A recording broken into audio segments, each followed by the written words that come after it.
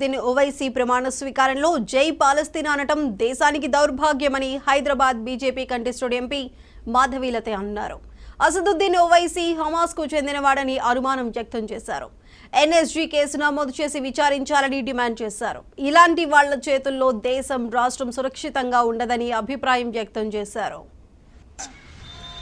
రాజ్యాంగానికి విరుద్ధంగా, దేశానికి విరుద్ధంగా, న్యాయానికి ధర్మానికి విరుద్ధంగా బోగస్ ఓట్లతోటి, నకిలీ ఓట్లతోటి బూతులను కబ్జాలను చేసుకొని గెలిచిన ఒక ఉద్దండ పిండు ఈరోజు ఎంపీ అయ్యి నిన్నటి రోజున పార్లమెంట్ లో ఓటు తీసుకుంటున్నాడు.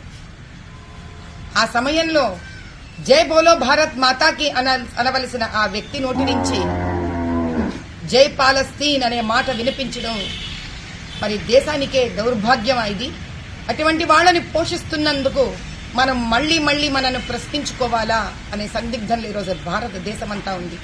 130 కోట్ల భారతీయులందులో ఈ ప్రశ్నను మనమే ప్రశ్నించుకోవాలి. ఎవరు వీళ్ళు?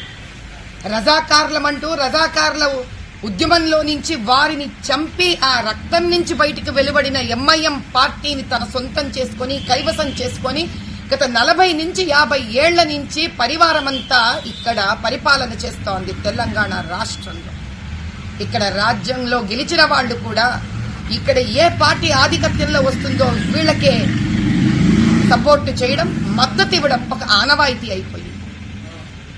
చిటిక వేస్తాడు తమ్ముడు 15 నిమిషాలలో ఖబర్దార్ చూసుకోండి, ఈ దేశాన్ని శ్మశానంగా మారుస్తామంటారు.